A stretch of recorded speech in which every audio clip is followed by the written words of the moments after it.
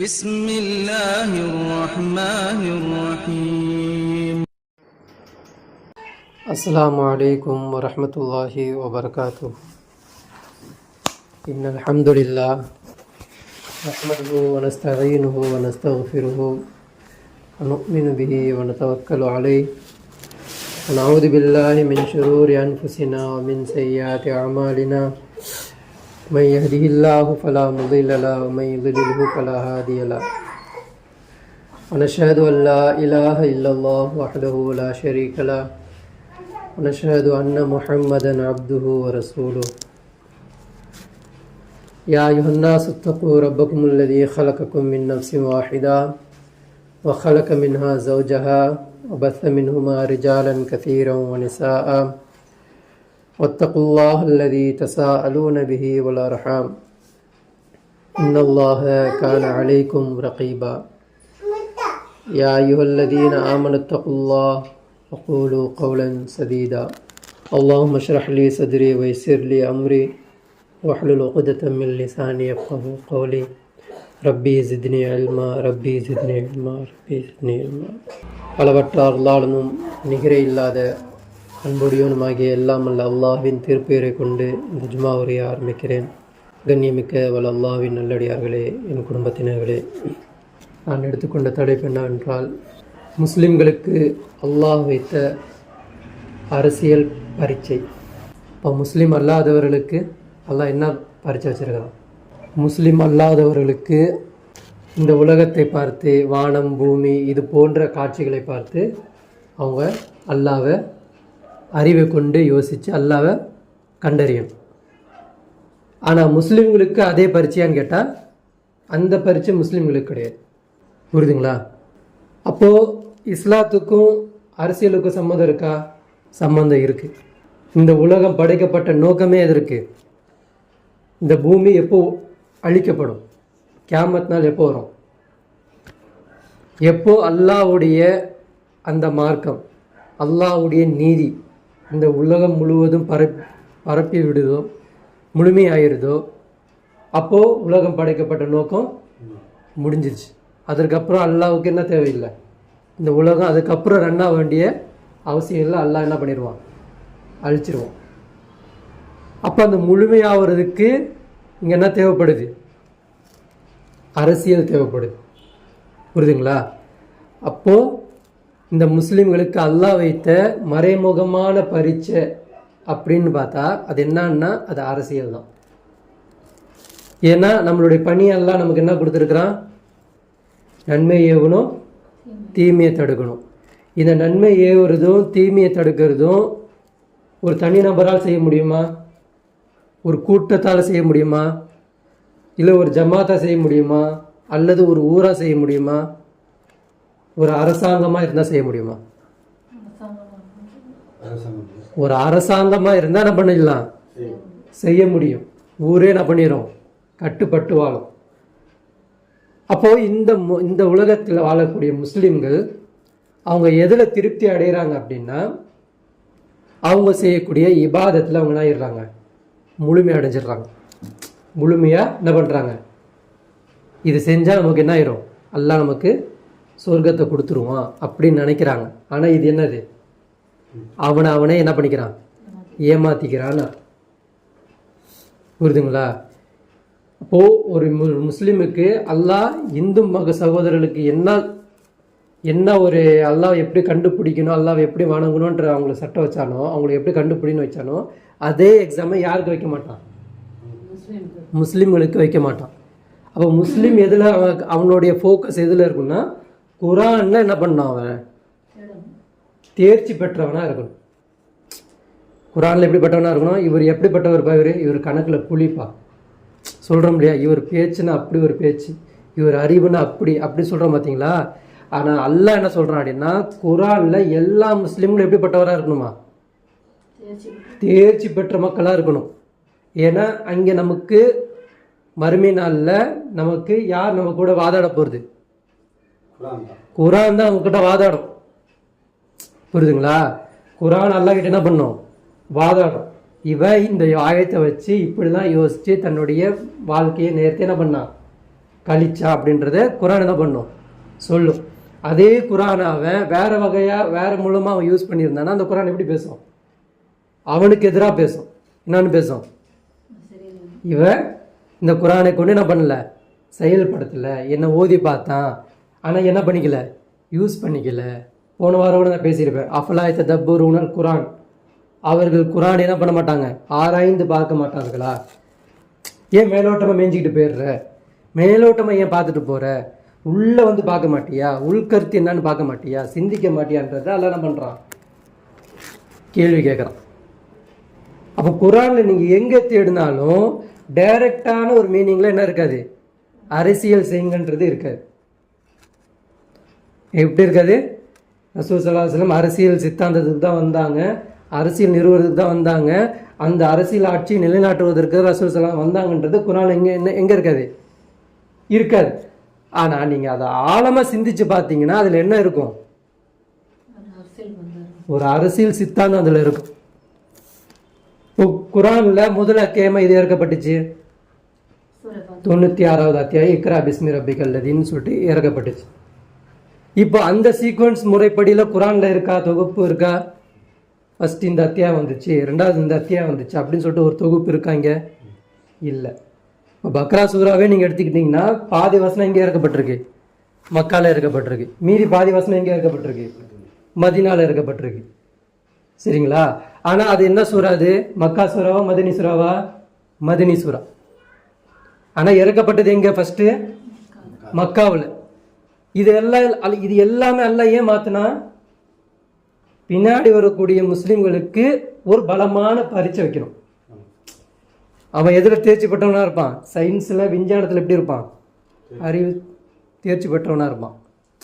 அதே மாதிரி கல்வியில் எப்படி பெற்றவனாக இருப்பான், தேர்ச்சி பெற்றவனாக இருப்பான்.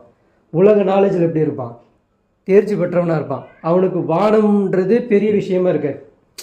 வானம், எல்லை கோடு, கேலக்ஸி, அதுக்கு மேலே உள்ள அந்த சந்திரகோள், சீரகணம், செவ்வாய் கிரகணம், இதெல்லாம் சொல்கிறது அவனுக்கு என்ன கிடையாது. இதெல்லாம் படிக்கிறது பெரிய விஷயமா இது. ராக்கெட் விண்வெளி மேலே போகிறதுலாம் இப்போ நமக்கு எப்படி இருக்குது. அதே அந்த காலத்தில் இருக்கிறவங்களுக்கு ராக்கெட்டை பற்றி பேசினா புரியுமா, விண்வெளி ஆராய்ச்சி பற்றி பேசினா புரியுமா, வானிலை அறிக்கையை பற்றி சொன்னால் புரியுமா, இன்டர்நெட்டை பற்றி சொன்னால் புரியுமா, டார்க் வெப்பை பற்றி பேசினா புரியுமா? அப்போ இவங்களுக்கு என்ன மாதிரி பரீட்சை வச்சா இவங்க அதுலேருந்து தேர்ச்சி பண்ணணும், வெற்றி பெறணும். நம்ம என்ன நினைக்கிறோம், ரசூல் ஸல்லல்லாஹு அலைஹி வஸல்லம் காலத்தில் சஹாபாக்கள் இருந்தாங்க, ரசூல்லா கைட் பண்ணனால சஹாபாக்கள் ஜெயிச்சிட்டாங்கன்னு நம்ம சொல்லிட்டு இருக்கோம். அப்படித்தானே நம்ம நினைக்கிறோம். ரசூல் ஸல்லல்லாஹு அலைஹி வஸல்லம் என்ன பண்ணாங்க, சஹாபாக்களை கைடு பண்ணிக்கிட்டே இருந்தாங்க, அதனால அவங்க கூட இருந்தால் அவங்க முயற்சி பண்ணி போயிட்டாங்க அப்படின்றாங்க. ஆனால் அல்லாஹ் அவங்கள பற்றி என்னமா சொல்கிறான், பஅஸன் ஷதீதான்றான். நான் அவங்கள கடுமையாக குலுக்குனேன் அப்படின்றான். அப்படின்னா என்னது, வலது புறமோ இடது புறமோ அவங்களுக்கு சுய வாழ்க்கைக்கு போக விடாத அளவுக்கு நான் என்ன பண்ணேன், அவங்கள என் கண்ட்ரோல்லே வச்சிருந்தேன். அது மிகப்பெரிய சோதனை அது அப்படின்றான். முடியுமா அது? ஒரு மனைவி தன் கணவனை போயிட்டு வாங்க, நீங்க அல்லாவுக்கு போயிட்டு வாங்க, அல்லாஹ் பாதைக்கு போயிருங்கன்னு ஏன் சொன்னாங்க, எதுக்கு சொன்னாங்க, எப்படி அது கொடுக்க முடியுது? இப்போ இதெல்லாம் அவங்களுக்கு அந்த தியாகம்லாம் அவங்க பண்ணதுக்கு என்ன காரணம் அப்படின்னா, மறுமையை அவங்க என்ன பண்ணியிருந்தாங்க, தெரிஞ்சிருந்தாங்க. அல்லாஹ் வந்தது, அல்லாஹ் இந்த உலகத்தை படைச்ச நோக்கமும் சரி, ரசூல் ஸல்லல்லாஹு அலைஹி வஸல்லம் வந்த நோக்கமும் சரி, இதெல்லாம் எதுக்கு, இந்த உலகத்தில் நீதியான ஆட்சி நடக்கணும் என்பதை அவங்க புரிஞ்சிருந்தாங்க. ஆனால் அதே ரசூல் ஸல்லல்லாஹு அலைஹி வஸல்லம் சொல்கிறாங்க, எல்லாம் என்ன சொல்லிட்டு போகிறாங்க அப்படின்னா, பிற்காலம் உங்கள்கிட்ட நான் போயிட்டேன்னா மறுமை நாள் வந்துடும், மறுமை நாள் வந்துருச்சுனாலே என்ன ஆயிரும், தஜ்ஜால், யாஜூஜ், மஜூஜ் அவங்களோட ஃபித்னாக்கள் வந்துடும். அதனால் நீங்கள் என்ன இருங்க, குரானை, என்னுடைய வழிமுறையையும் குரானையும் நீங்கள் என்ன பண்ணுங்க, பலமாக பற்றி பிடிச்சுக்கோங்கன்னு சொல்லிட்டு போகிறாங்க. இன்னொன்று சொல்கிறாங்க, நான் போனதுக்கப்புறம் 30 வருஷத்தில் என்ன ஆயிரும், ஹிலாஃபத் ஆட்சி போயிடும். அது அல்லாவே டெமாலிஷ் பண்ணிடுவான், அல்லாவே அது அழிச்சிருவான். இதற்கு அப்புறம் நீங்க என்ன பண்ணணும் அப்படின்னா, என்னுடைய வாழ்க்கை நெறியை பார்த்து நீங்களே என்ன பண்ணிடணும், ஒரு ஆட்சி அதிகாரத்தை உருவாக்கணும். அது யாரை கொண்டு, அந்த வேதத்தை கொண்டு நம்ம பண்ணணும். ஆனால் நம்ம சமுதாயம் பண்ணுதா, பண்ணலை. நம்ம சமுதாயம் எதில் இருக்கு, டிஸ்கஷன் எதில் பண்ணிக்கிட்டு இருக்கு, இபாதத் விஷயத்தில். கை எங்கே கட்டணும், மேலேயா கீழேயா, அக்கீதா கொள்கை. அக்கீதா கொள்கையில் என்னது, அல்லாஹ்வுடைய தன்மையில் எந்த தன்மையிலையும் நீங்கள் என்ன பண்ணிடக்கூடாது, ஷிர்க் வச்சிடக்கூடாது. இல்லைங்க, அவுலியாவுக்கு போயிட்டு அவர் அப்படிதாங்க நினைச்சாரு, சிபாரிசு என்ற அடிப்படை அல்லாஹ் அந்த சிபாரிசு கூட தேவையில்லைங்க. இவ்வளோ தூரத்துக்கு நம்ம பேசுகிறோம் இல்லையா? ஆனால் இனில் ஹுக்மும் இல்லான்னு சொல்லும்போது மட்டும் ஏன் கசக்குது? என்ன சொல்கிறோம் அதுக்கு? இனில் ஹுக்மும் இல்லா, ஆட்சி அதிகாரம் அதை நிறுவதற்கு யாருக்கு தகுதி இருக்கு? அல்லாஹ்வை தவிர வேறு யாருக்கும் இல்லைன்றது அந்த வசனம் சொல்லுது. ஆனால் இதை பற்றி பேசுறதுக்கு முஸ்லீம் சமுதாயத்துக்கு எப்படி இருக்கு? வராங்களா? இதை பற்றி சொல்றதுக்கு வெளியே வராங்களா? வரல. அப்போ ஒரு தாரார் மக்களுக்கு அல்லாஹ் எப்படிப்பட்ட பரிச்சை வச்சிருக்கிறான்னா, ஆட்சியை என்ன பண்ணணும், அந்த முஸ்லீம் சமுதாயம் ஏற்படுத்தி மக்களுக்கு நீதியை வழங்கணும். ஒரு தரப்பட்ட மக்களுக்கு கொடுக்கப்பட்ட பரிச்சை. அது யார்? அது முஸ்லீம் சமுதாயம். அது நம்ம கண்ட்ரியாக பிரிச்சிருக்கோம் பார்த்தீங்களா? இந்த கண்ட்ரியை அல்லாஹ் பார்க்கறது இல்லை. அல்லாஹ் மொத்தமாக எப்படி பார்க்குறான்? ஒரு உம்மத்தாக பார்க்குறான். இந்த உம்மத்திலேருந்து ஒரு மீழ்ச்சி வந்துடாதான்றது எதிர்பார்த்துக்கிட்டு இருக்கான். சரிங்களா? ஒரு சாரா இருக்கிறாங்க. இவங்களுக்கு என்னப்பட்ட பரிச்சை? இவங்களுக்கு அல்லாஹ் கொடுத்த அந்த அறிவாற்றல், அதை எதுக்கு யூஸ் பண்ணணும்? அல்லாஹ்வை தேடக்கூடிய விஷயத்துக்கு யூஸ் பண்ணணும். அவங்க யாரு? பாமர மக்களாக இருப்பாங்க, இந்து சகோதரராக இருப்பாங்க, கிறிஸ்டிய சகோதரராக இருப்பாங்க, நாத்திகவாதியாக இருப்பாங்க. இவங்களுக்குலாம் அல்லாஹ் என்ன கொடுத்துருக்கான்? அறிவாற்றலை கொடுத்துருக்கான். இந்த அறிவை என்ன பண்ணணும்? அல்லாஹ்வை தேடி வந்துடணும். எப்படி வரணும்? அவன் அந்த அறிவை கொண்டு எவ்வளோ பெரிய டிஃபிகல்ட் பார்த்தீங்களா? இப்போ நமக்கு அல்லாஹ்வை பற்றி சொல்கிறதுக்கு எவ்வளோ ஈஸியாக இருக்குது. அல்லாஹ் எங்கே இருக்கிறான்? அரசில் இருக்கிறான். அல்லாஹ்வுக்கு எப்படிப்பட்ட முகம் இருக்கு தெரியாது. ஆனால் அல்லாஹ்வுக்கு முகம் இருக்கா? இருக்கு. அல்லாஹ்வுக்கு கை இருக்கா? 2 கை இருக்கு. அல்லாஹ்வுக்கு கால் இருக்கா? 2 பாதம் இருக்கு. வேற என்ன இருக்கு? அல்லாஹ்வுக்கு 2 கண்ணு இருக்கு. அல்லாஹ்வுக்கு இதெல்லாம் அல்லாஹ் பேசல. அல்லாஹ்வுக்கு என்ன இருக்கு? 2 கண்கள் இருக்கு. இந்த மாதிரி அல்லாஹ்வுடைய உறுப்புகள் அல்லாஹ் பேசுறான். அல்லாஹ்வுடைய தன்மையை பத்தி பேசுறான். இதை பத்தி நமக்கு புரியறதுக்கு பெரிய கஷ்டமா இருக்கா? இல்லை. ஆனா நாத்திகவாதிகளுக்கும் ஒரு இந்து சகோதரருக்கும் ஒரு கிறிஸ்டிய சகோதரருக்கும் இந்த அல்லாஹ் பத்தி புரியுது எவ்வளவு பெரிய கஷ்டம். அவ எங்கெந்துலாம் வரணும்? அல்லாஹ்வை இயற்கை விஷயத்துல வரணும், வானம் பார்க்கணும், பூமியை பார்க்கணும், சந்திரனை பார்க்கணும், அல்லாஹ்வை பத்தி சிந்திக்கணும். இதெல்லாம் ஒருத்தனால தான் அதுவா வந்துடாது, யாரோ ஒருத்தன் படைச்சிருக்கான்ற சிந்திக்கணும். இது எவ்வளவு பெரிய டிஃபிகல்ட்டான ஒரு எக்ஸாம். இதுல ஆதம் நபியை பார்க்கணும், நூ நபியை பார்க்கணும், இப்ராஹிம் நபியை பார்க்கணும். இந்த ஹிஸ்ட்ரியெலாம் கண்டுபிடிச்சி இதெல்லாம் படைக்கப்பட்ட எல்லாமே இதுக்கு தாண்டான்னு ரசூல் ஸல்லல்லாஹு அலைஹி வரைக்கும் வரணும்னா எவ்வளோ பெரிய எக்ஸாம் அவனுக்கு. புரிஞ்சுக்க முடியுமா? சாதாரணமாக புரிஞ்சுக்குமா? முஸ்லீம் சமுதாயத்திலே எத்தனை நபி வந்தான்னு கேட்டாலும் தெரியாது. எத்தனை நபிமார்கள் ரசூலா வந்தாங்கன்னு கேட்டால் தெரியாது.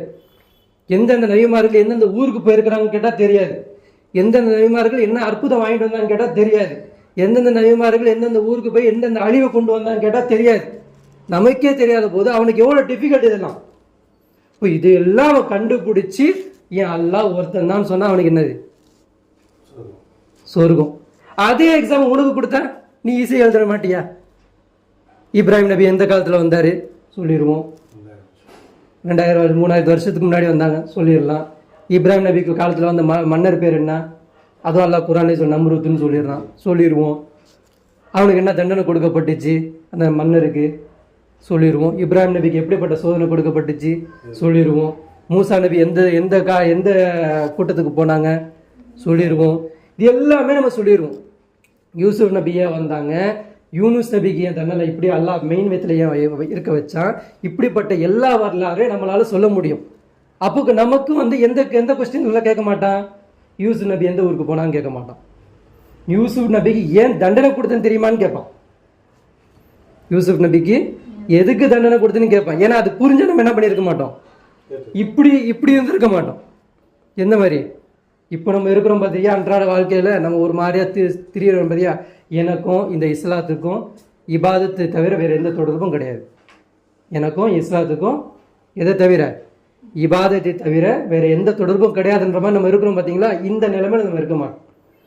இப்போ அல்லாஹ் நமக்கு வச்ச சோதனை என்னன்னா, அல்லாஹ் எப்படி ஒரு தூதரை அனுப்பி ஒரு ஆட்சி அதிகாரத்தை நிறுவி காமிச்சு ஒரு டெமோ வாழ்க்கையை காமிச்சு கொடுத்தானோ, அவர் போனதுக்கு பிறகு அதே வாழ்க்கையே அதே நீதியான அரசாட்சியை என்ன பண்ணிருக்கணுங்க நிறுவி காட்டியிருக்கணும் நம்ம. ஆனால் நம்ம என்ன பேசுகிறோம் நம்ம மார்க்கத்துக்கு இதற்கு சம்மதம் இல்லை, அரசியல் என்னது சாக்கடை ஆக்குனது யார்? அவங்களாம் நம்மளா? சாக்கடையா மாத்தினது யாரு? அவங்களாம் நம்மளா? நம்ம தான் சாக்கடையா மாத்திட்டோம். அவங்க என்ன பண்ணல? சாக்கடையா மாத்தல. நம்ம விட்டனால தான் அவங்க என்ன பண்ணிட்டாங்க? வேதம் கிடையாது, எதுவுமே கிடையாது. அப்ப அவன் எப்படி இருப்பான்? ஹவா, மனோ இச்சையை பின்பற்ற மாதிரி சட்டத்தை ஏற்படுத்துவான். புரியுதுங்களா? அப்ப இன்னைக்கு உலகத்தில் இருக்கக்கூடிய ஒவ்வொரு சட்டத்தையும் ஒவ்வொருத்தனையும் ஏற்படுத்துறான். அப்படின்னா இப்போ வந்து அல்லாஹ் இப்போ என்ன பண்ணிட்டான்னா, அரசாங்கம் என்ன பண்றான்? ஒரு ஆண் பெண்ணா மாறதுக்கு அனுமதி கொடுத்துட்டேன். ஒரு ஆணும் கல்யாணம் பண்றது கவர்மெண்ட் அனுமதி கொடுத்துருச்சு. சரிங்களா? இப்போ முஸ்லீமுடைய கடமை என்ன? இதை தடுக்கணுமா இல்லையா?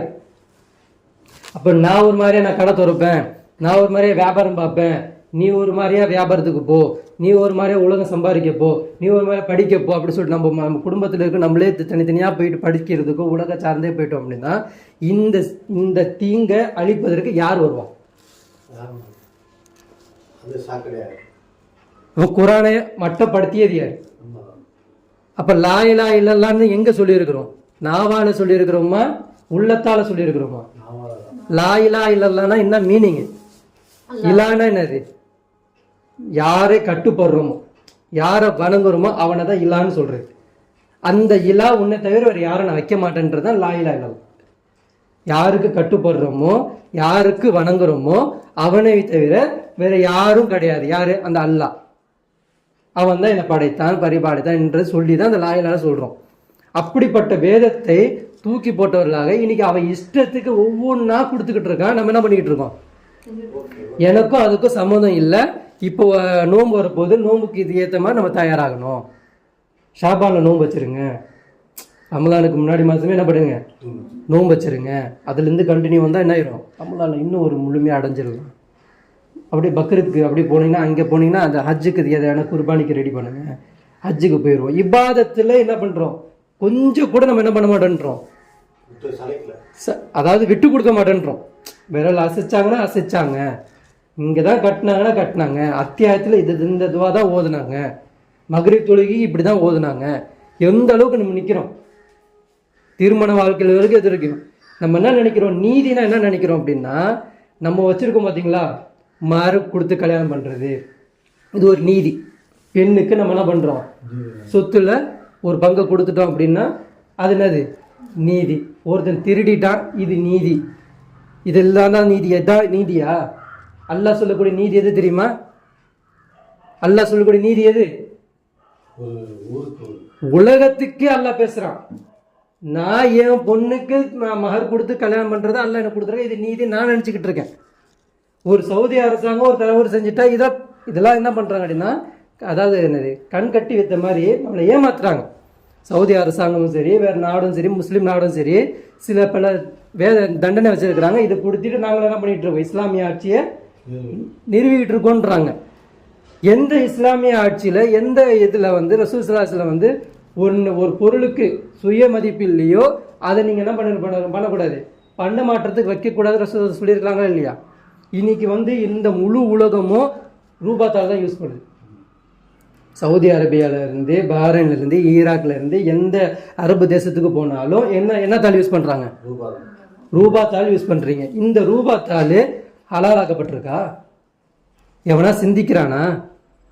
எவனா இதை பற்றி பேசுகிறானா? இதனால் எவ்வளோ பெரிய மாற்றம், எவ்வளோ பெரிய ஒரு நாடுல முழு உலகமும் ஒருத்தனுக்கு கீழே கட்டுப்பட்டுருக்கு. இந்த ஒரு ரூபாத்தாள் ஆகுமாக்கப்பட்டு எடுத்துக்கிட்டனால என்ன ஆயிடுச்சு? முழு உலகமும் ஒருவனுக்கு கீழே கட்டுப்பட்டு இருக்கு. அதை நினைச்சதுன்னா ஓடிக்கிட்டு இருக்கு. இப்ப இது எல்லாம் யார் தடுக்கணும்? முஸ்லிம் சமுதாயம் தானே தடுக்கணும். ஆனா முஸ்லிம் சமுதாயம் எப்படி இருக்கிறான்? தூங்கிய வண்ணமா இருக்கிறான். ரசூல் ஸல்லல்லாஹு அலைஹி வஸல்லம் காலத்துல 2 வகையா தாவா நடந்துச்சு. ரசூல் ஸல்லல்லாஹு அலைஹி வஸல்லம் காலத்துல 2 வகையா தாவா இருந்துச்சு. ஒரு வகை தாவா எப்படி? ரசூல் ஸல்லல்லாஹு அலைஹி வஸல்லம் டைரக்டா தாவா செஞ்சாங்க. யார? என்னை தூதரா ஏத்துக்கோங்க அப்படி சொன்னாங்க. தூதரா ஏத்துக்கிட்ட மக்களுக்கு அப்புறம் அவங்களுக்கு மக்கள் வந்துட்டாங்க இல்லையா, அதற்கப்புறம் ஒரு டீம் வந்துருச்சு, ஒரு 1000 பேரோ 2000 பேரோ வந்துருச்சு. அதற்கப்புறம் தாவா எப்படி செஞ்சாங்க? எந்த ஊருக்கு போய் ரசூலுல்லாஹ் தாவா செஞ்சாங்க? நான் உங்களுக்கு இறுதி தூதரா வந்திருக்கிறேன், என்னை ஏத்துக்கோங்கன்னு எங்க போய் தாவா செஞ்சாங்க? குர்ஆனை போய் ஏத்துக்கோங்கன்னு எங்க போய் கொடுத்தாங்க? அவங்க எல்லாம் மாறினாங்க இல்லையா? ஒவ்வொரு ஊரா மாறிச்சுல. எப்படி மாறிச்சு? அரசாங்கமா பிடிச்சிட்டு போனாங்க. அது ஒரு பக்கம் அல்லாஹ் கொடுத்த அந்த ஃபார்முலாதே அரசாங்கம் மூலியமா போயிட்டு இருந்தாங்க. அதிகாரம், அதாவது மிரட்டி யாரையும் ரசூலுல்லாஹ் கூட்டு வரல. ஊருக்கு வந்தவங்கள வேணா கூட்டிட்டு வந்து என்ன வச்சாங்க தவிர யாரையும் என்ன பண்ணல, எந்த ஊரையும் என்ன பண்ணல, மிரட்டி கண்ட்ரோல் கீழே கொண்டு வரல. அவங்களா புரிஞ்சு வந்தாங்க. ரசூலுல்லாஹோட ஒரு மனைவி அவங்க என்ன பண்றாங்கன்னா, பெரிய மன்னருக்கு கீழே இருக்கிறாங்க. யூத மன்னனுக்கு கீழே பெரிய பணக்காரங்க. அவங்க ஒரு போர்ல என்ன ஆயிடுறாங்கன்னா பிடிபட்டுறாங்க. பிடிபட்டு வந்தோடனே ஊருக்கு மதினால கொண்டு வந்துடுறாங்க. ரசூலுல்லாஹ் மதினா கொண்டு வந்துடுறாங்க. மதினா வந்தோடனே ரசூலுல்லாஹோட வாழ்க்கை நெறிமுறைகளை பார்க்குறாங்க, அவங்க அணுகிற முறைகளை பார்க்குறாங்க. அவங்கள்ட்ட இருக்கக்கூடிய அந்த பண்பாடு, பாசம், நேசம், மனித நேயம், இது எல்லாத்தையும் பார்த்துட்டு அவங்களே புல்லரிக்குது. என்ன பண்ணுறாங்க? ரசூலுல்லாஹ் கூடயே இருக்கிறாங்க. அவங்க தூரத்துலேருந்து அவங்க அப்பா வர்றாரு. அப்பா வந்து, என் பொண்ணு நீங்கள் நானி மாதிரி நான் வச்சுருந்தேன், என் பொண்ணை நீங்கள் அடிமைப்படுத்தி கீழே வச்சுருக்கிறீங்க, நான் விடுதலை பொண்ணுங்க, நான் காசை கொடுக்குறேன் அப்படின்னு சொல்லும்போது போய் சொல்கிறாங்க அவங்க, இதுக்கப்புறம் நான் உங்கள்கிட்ட வரமாட்டேன். என்ன சொல்கிறாங்க அப்பா கிட்ட? இதுக்கப்புறம் உங்கள் நாடுக்கோ உங்கள் ஊருக்கு நான் வரப்போகிறது இல்லை, நான் வரமாட்டேன். நான் இனி இங்கே தான் இருக்க போகிறேன். நான் யாரை திருமணம் பண்ண போகிறேன்? முகமது நபி ஸல்லல்லாஹு அலைஹி வஸல்லம் அவங்கள நான் திருமணம் பண்ண போகிறேன். இப்படிப்பட்ட பாக்கியத்தை அல்லாஹ் எனக்கு கொடுத்துருக்குறான், இதனை அருளாக நான் நினச்சிக்கிறேன்னு சொல்லிட்டு அவங்க என்ன பண்ணுறாங்க, அந்த வாழ்க்கையை விட்டுட்டு வந்துடுறாங்க. ஏன் வந்தாங்க? ரசூலுல்லாஹ் கை மிரட்டினாங்களா? என் கீழே இருக்குன்னு சொன்னாங்களா? என்னென்ன பார்த்தாங்க? அந்த நீதி, அந்த மனித நேயம், அதை பார்த்து தான் அன்னைக்கு இருந்தக்கூடிய அரபு தேசமே என்னாச்சு, அவ்வளோ மக்களும் என்னாச்சு, கூட்டமாக இஸ்லாத்துக்கு வந்தாங்க. இந்த இஸ்லாத்தில் என்ன இருக்குது? இதில் அடிமைத்தனம் இல்லை, இதில் மன்னராட்சி இல்லை, இதில் வன்கொடுமை இல்லை, இதில் மக்களுடைய பொருளாதாரம் சுரண்டக்கூடியது இல்லை. இதுக்கு எல்லாத்துக்குமே பார்க்கக்கூடிய ஒருத்தர் இருக்கிறான், அவனை தான் இவங்க எல்லாருமே கட்டுப்பட்டு நிற்கிறாங்க.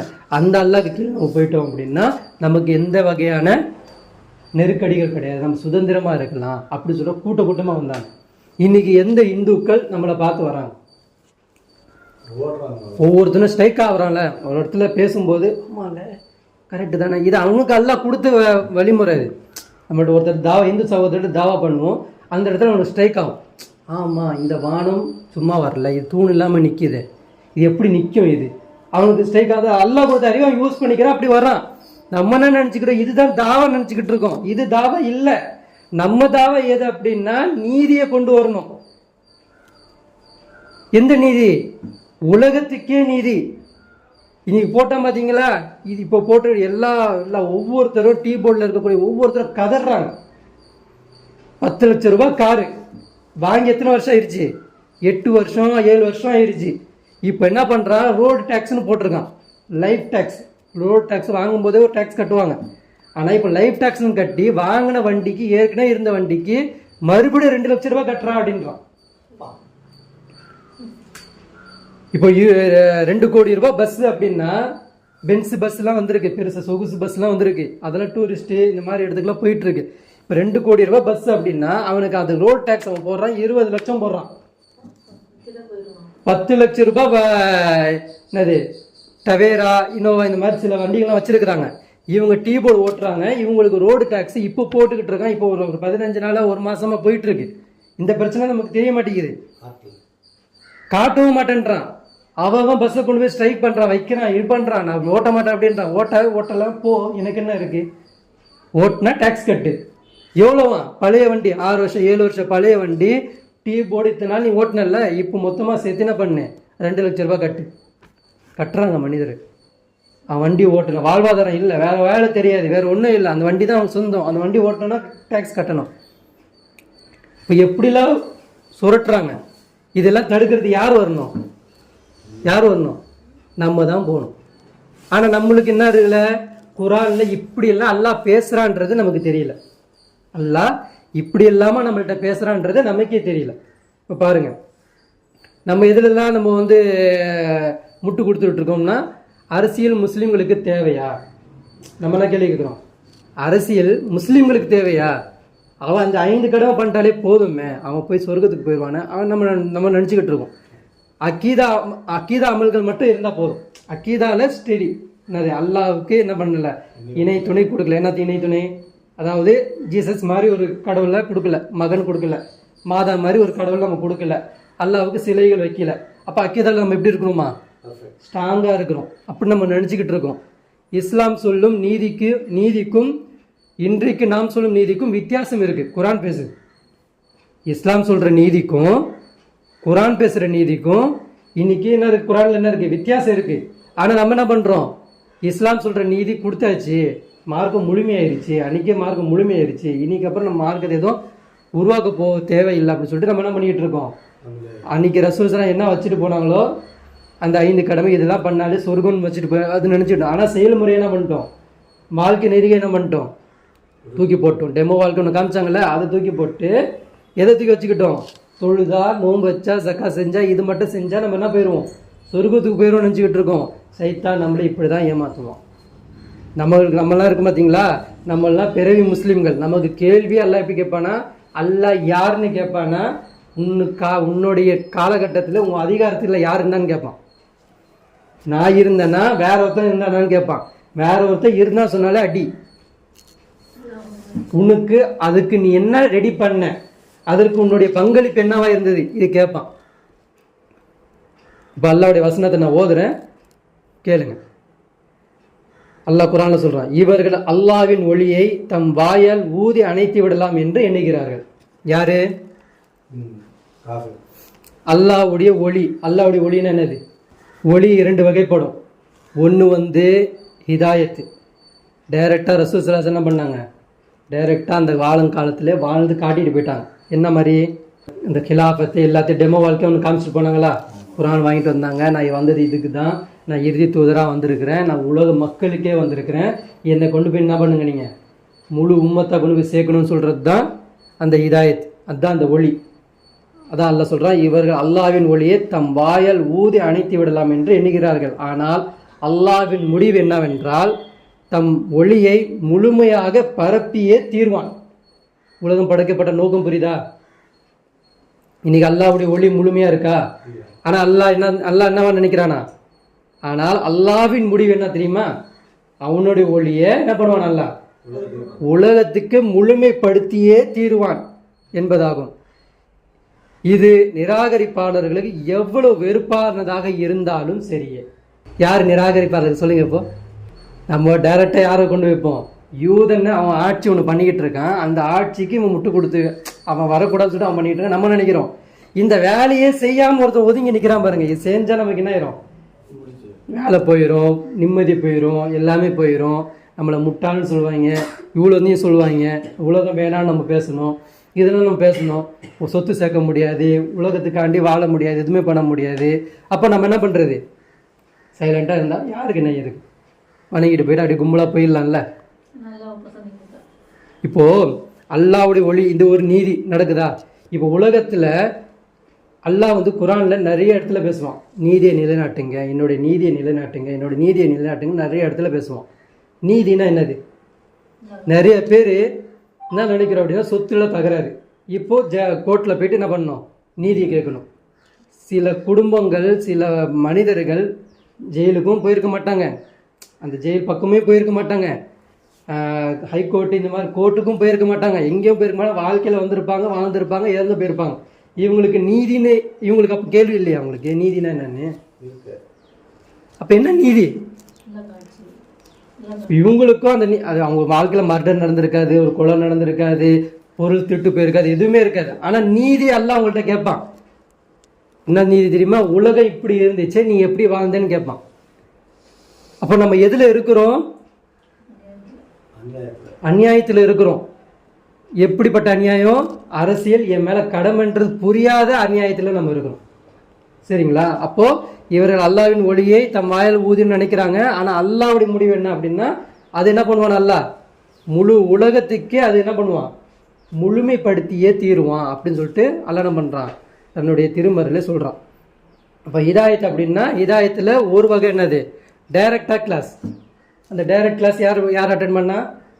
சஹாபாக்கள் அட்டன் பண்ணிட்டாங்க, அட்டன் பண்ணி முடிச்சிட்டாங்க டைரக்ட் கிளாஸ். அதோடைய ஒவ்வொன்றும் அல்லாஹ் என்ன பண்ணிட்டான்? பாதுகாத்து வச்சுட்டான். ஹதீஸ் பாதுகாப்பட்டிருக்கா? வரலாறு யாராவது மறக்க முடியுமா? அல்லாஹ் எல்லாத்தையும் பாதுகாப்பு வச்சுட்டான். இப்போ ரெண்டாவது அந்த ஹிதாயத் என்னது? இரண்டாம் வகை ஹிதாயத் என்னது? ரெண்டாவது வகையில் சொன்னாலும் அல்லாஹ் என்ன பண்ணுவான்? அல்லாஹ்வுடைய முடிவு என்னது?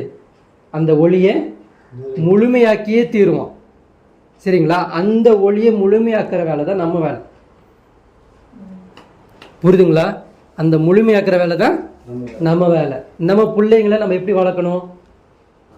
எதை காட்டி வளர்க்கணும்? எதை சொல்லி வளர்க்கணும்? அல்லாஹ் இருக்கிறா மாஷா இருக்கான்னு எல்லா முஸ்லீம் சொல்றாங்க.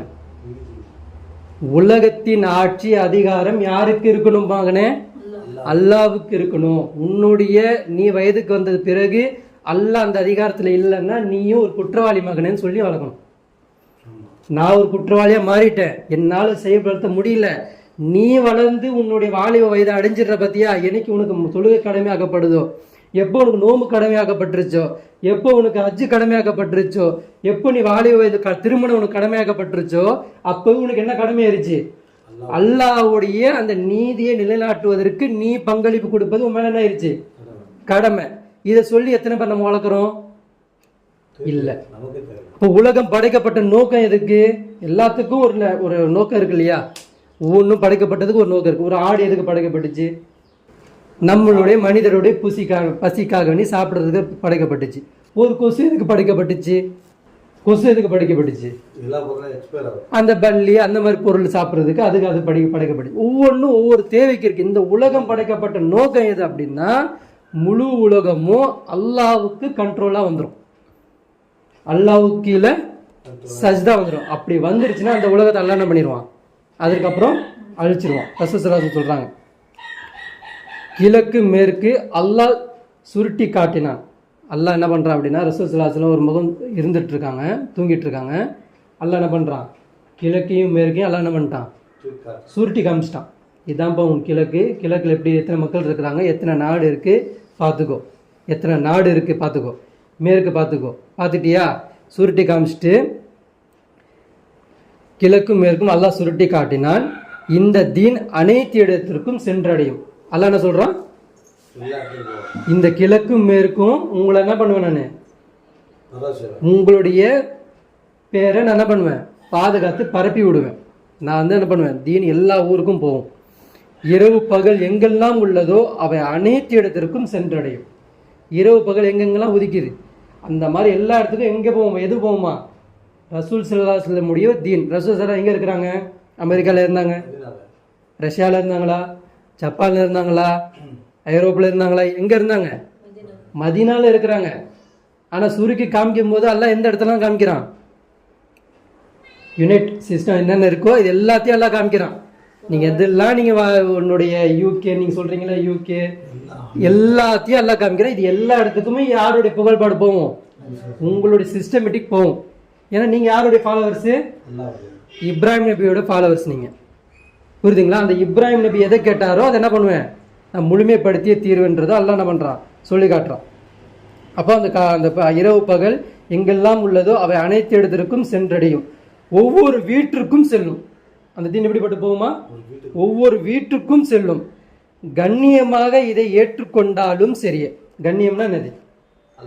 அல்லாஹ் வேணுன்றது நம்மளுடைய வாழ்வாதாரம் பொருளாதாரம் எல்லாம் கொடுத்து நம்ம என்ன பண்றது? அதுக்காண்டி செலவு செய்யறது. இது கண்ணியமா? அதுக்காண்டி வர்றது, உயிர் தியாகம் கொடுத்து வர்றது. இது கண்ணியமாக எடுத்துக்கொண்டாலும் சரி, அல்லது எதிர்த்து இழிவடைந்த நிலையில் ஏற்றுக்கொண்டாலும் சரியே. அல்லாஹ் என்ன சொல்லியிருக்கான்? வாக்குறுதி. இழிவடைஞ்ச நிலை, யார் இழிவடைஞ்ச நிலையில் ஏற்றுப்பாங்க? மக்கா வெற்றியில் ஒருத்தங்க சில பேர் இழிவடைஞ்ச நிலையில் இஸ்லாத்தை ஏற்றுக்கிட்டாங்க. அதுக்கப்புறம் அவங்களுக்கு என்ன கிடையாது? இஸ்லாத்தை ஏற்றுக்கிட்டாலும் அவங்களுக்கு தகுதி இல்லை. எந்த ஒரு இதுக்கும் சின்ன சின்ன பசங்களை கூட உட்கார வச்சுட்டு மஷூராவில் உட்காந்து பேசுவாங்க. அந்த மக்கால இருந்த நிர்வாகி யாருக்குமே அங்கே என்ன கிடையாது? உள் மஷூராவுக்கு அனுமதி கிடையாது. புரியுதுங்களா? இப்போ அந்த மாதிரி அல்லாஹ்வுடைய அந்த நாள் வந்துருச்சு அப்படின்னா, அன்னைக்கு ஏற்றுக்கிட்ட இழிவான நிலையில் ஏற்றுக்கிட்டாலும் அது அல்லாஹ் பார்வையில் என்ன கிடையாது?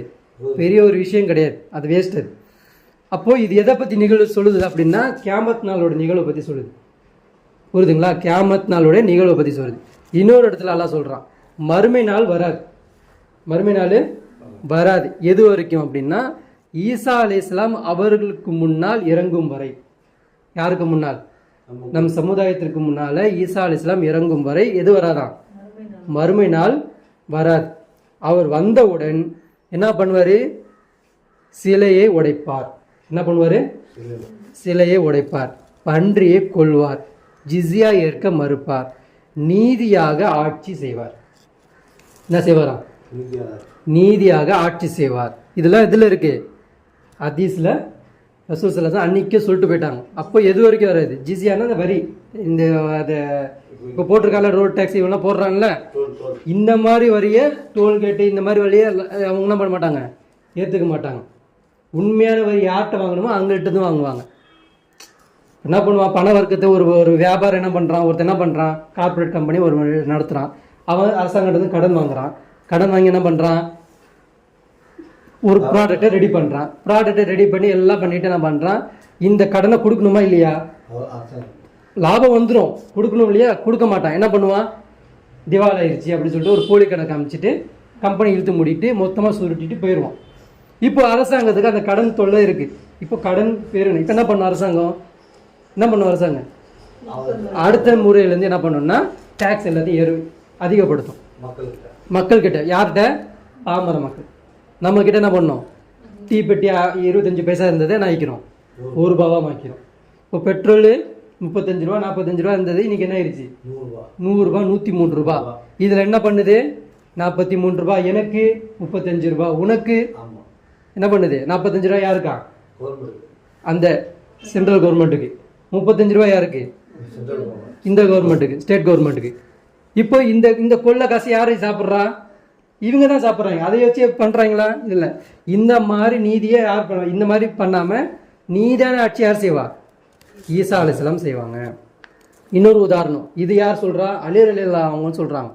என்ன சொல்கிறாங்கன்னா, உலகம் அழிவதற்கு மீதம் ஒரு நாள் இருந்தால், என்ன சொல்கிறாங்க அலி ரலியல்லாஹு அன்ஹு, உலகம் அழிவதற்கு ஒரே ஒரு நாள் தான் இருக்குது அப்படின்னு இருந்தாலும் அல்லாஹ் அந்த நாளை நீட்டிடுவான், நீட்டியே தீரும். அப்படின்னா என்னது, அதை மிகைச்சு சொல்கிறாங்க. இந்த காரியம் நடக்காமல் மறுமை நாள் வராதுன்றது தான் அந்த அர்த்தம். அதுக்கு அந்த ஒரு நாள் நீட்ட போகிறது இல்லை. இந்த காரியம், இந்த நாள், இந்த சொல்ல அந்த அந்த இது செயல் நடந்தே தீரும் என்பதை அவ்வளோ உறுதிப்படுத்தி சொல்கிறாங்க. இது எப்போ சொல்கிறாங்க, அவங்கள என்ன பண்ணிடுறாங்க, கிலாஃபத்துலேருந்து மக்கள் யாருமே நிராசை அடைச்சிடுறாங்க. இவர் சஹாபாக்களை கொண்டுட்டாரு, இவர் எத்தனையோ கொண்டு போய் என்ன பண்ணிட்டாரு, கொண்டுட்டாரு, எங்கள் பசங்களெல்லாம் கொண்டுட்டாரு, இவர் வேஸ்ட்டு, நடத்த தெரியல, அது தெரியல சொல்லிட்டு மக்கள்லாம் என்னட்டாங்க, நிராசை ரிவர்ஸில் போயிட்டாங்க. எந்த அளவுக்கு அவமதிச்சாங்க அப்படின்னா, இவெல்லாம் ஒரு மனுஷனா அப்படின்ற மாதிரி பேசுகிற அளவுக்கு போயிட்டாங்க. அப்போ அவங்க மன கஷ்டத்தில், இன்னைக்கு என்ன தூக்கி போட்டீங்க, இதுக்கப்புறம் உங்களுக்கு என்ன ஆக போகுது, நீங்கள் எந்த மன்னராட்சிக்கோ எதுக்கு போக போகிறீங்க, இதுக்கப்புறம் உங்களுக்கு ஃபித்னாக்கு மேலே ஃபித்னா எங்கே வரைக்கும் போவோம். இதுக்கப்புறம் ஈசா அலைஹிஸ்ஸலாமும் மாதி அலைஹிஸ்ஸலாம் இறங்குற வரைக்கும் இது என்ன ஆகாது, மாறவே முடியாதுன்றதை அவங்க அன்னைக்கு விளங்கி வருத்தப்பட்டு சொல்லிட்டு போகிறாங்க. வருத்தப்பட்டு சொல்லிட்டு போகிறாங்க. என்ன சொல்கிறாங்க, உலகம் அழிவதற்கு மீதம் ஒரு நாள் இருந்தாலும் சரியே, அல்லாஹ் அந்த நாள் என்ன பண்ணுவான், நீட்டியே தீருவான். என் குடும்பத்திலிருந்து ஒருவரை அல்லாஹ் என்ன பண்ணுவான், அனுப்புவான். என் குடும்பத்திலிருந்து ஒருவரை அல்லாஹ் அனுப்புவான். அவர் இந்த உலகத்தை நீதியை கொண்டு நிரப்புவார். எல்லா இடத்துலையும் நீதி நீதி நீதின்னு வருது. இந்த நீதியை எங்க போய் வாங்க முடியும், இந்த நீதி எங்க வாங்க முடியும்?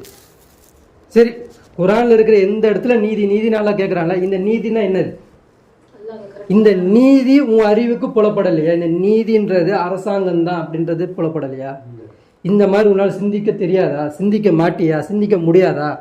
அப்போ நம்மளாம் என்ன பண்றோம், சிந்திக்க தெரியும், அது புரிஞ்சுக்கவும் தெரியும், ஆனால் செயல்படுத்த கஷ்டன்றதுனால புரியாத மாதிரி ஆக்டிங் கொடுத்துட்டு உட்காந்துருக்கும், புறக்கணிச்சுட்டு நிராகரிப்பாரா மாறிட்டு உட்காந்துருக்கும். சரிங்களா? ஆனால் நம்ம எதில் இருக்கிறோம், இபாதத் விஷயத்தில் சரியா இருக்கிறோம். இபாதத்து நம்மளை என்ன பண்ணிடும், நம்ம சொர்க்கத்துக்கு கூட்டு போயிடும்னு நினைக்கிறோம். இபாதத் நம்ம சொர்க்கத்துக்கு கூட்டு போவாது. எது வரைக்கும் நன்மை ஏவி தீமையை தடுக்கலையோ அது வரைக்கும் நம்ம இபாதத் நமக்கு என்ன ஆகாது, பிரயோஜனம் ஆகாது. நம்மளுடைய அமல்களை தான் நம்ம ஃப்ரெண்ட்ஸு வாங்கிட்டு போவாங்க. உனக்கு எத்தனை ஃப்ரெண்ட்ஸ் இருக்கிறாங்க? எல்லா இந்து சகோதரர் இருக்கிறாங்களா? ஒவ்வொருத்தனும் வந்து ஒவ்வொரு துண்டா வாங்கிட்டு போயிடுவோம். உங்களுக்கு எத்தனை ஃப்ரெண்ட்ஸ் இருக்கிறாங்க? கிறிஸ்டின் சகோதரர் இருக்கிறாங்களா? பக்கத்து கடைக்காரங்க இருக்கிறாங்கன்னா கஸ்டமர் இருக்கிறாங்களா? இவங்க எல்லாமே உங்களுக்கு பார்வையாளர்கள் தான். இவங்க எல்லாம் வருவாங்க. இவங்களுக்கு நீ ஈஸியா தீனை கொடுத்த, எனக்கு இந்த மார்க்கத்தை நீ புரிய வச்சிருந்தா நான் இந்த வேலை நான் செஞ்சிருப்பேனே. நீ இந்த வேலையை இவன்கிட்ட போய் கொடுத்துட்டியே, இவன் செய்யலையே, நான் எப்படி இருந்தா தெரியுமா, நான் பண்ணியிருப்பேனே, எனக்கு இப்படி கொடுக்கலையே அப்படின் போது அப்படி ஆமா நான் வேணும்னு தான் அப்படி பண்ணேன். உன்னை இப்படி பொறுக்க வச்சது நான் தான், இவனை பொறுக்க வச்சது நான் தான். இவன் செய்வான்னு நான் நினைச்சேன், இவன் செய்யல. இவன் அமல் எனக்கு வேணாம், இந்த அமல் நான் அழிக்க தான், வேஸ்ட்டாக தான் போகுது. அந்த அமலை நீ எடுத்துட்டு போ, நீ ஏன் சொர்க்கத்துக்கு போ அனுப்பிடுவான். அப்போ நம்ம எங்கே போவோம்?